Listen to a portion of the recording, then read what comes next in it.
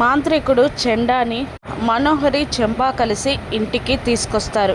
ఇంటి ముందుకు వచ్చిన మాంత్రికుడు ఇంటి ముందు చక్కగా ఉన్న రంగవల్లికని చూసి కోపంతో ఊగిపోతాడు. తన మంత్రదండం పట్టుకొని మంత్రించి ఆ ముగ్గు వైపు చూపించగానే వాకిట్లో వేసిన అందమైన రంగవల్లిక మాయమైపోతుంది. అది చూసి భాగీరథుడు షాక్ అవ్వగా మనోహరి చెంబ చాలా సంతోషపడతారు. ఇక చెంబ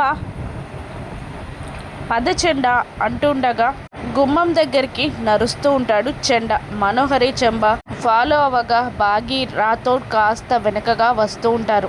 గుమ్మం దగ్గర నిలబడి ఇంట్లో అంతా పరిశీలనగా చూస్తున్న చెండాతో ఇలా అంటూ ఉంటుంది మనోహరి, లోపలికి అడుగుపెట్టు, నీ అడుగుతో ఈ ఇంటి పునాదులు కదిలిపోవాలి అని అనగానే అడుగు పెట్టడానికి చెండ తన పాదాన్ని గుమ్మంలోకి పెడతాడు. కానీ ఆ అడుగుని లోపలికి వెయ్యలేకపోతాడు.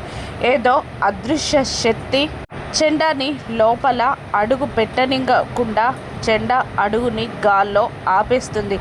ఆ శక్తిని ఎదిరించి చెండ లోపలికి అడుగు పెట్టలేకపోతాడు. అలా చెండ అడుగు పెట్టలేకపోవడం గమనించిన చెంబ, ఏమైంది చెండ, తొందరగా లోపలికి అడుగు పెట్టు అంటుండగా, నా వల్ల కావట్లేదు చెంబ, ఏదో అదృశ్య శక్తి నన్ను ఇంట్లో అడుగు పెట్టకుండా ఆపుతుంది అంటుండగా అప్పుడే చిన్న అరుంధతి బుజ్జమ్మ మెట్లు దిగుతూ కిందికి వస్తూ ఉంటుంది.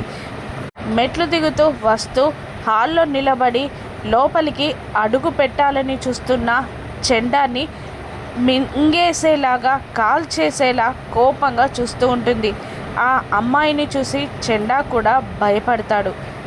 చెండాని మనోహరిని చెంబాని మింగేసేలా చంపేసేలా చూస్తూ ఉంటుంది అరుంధతి.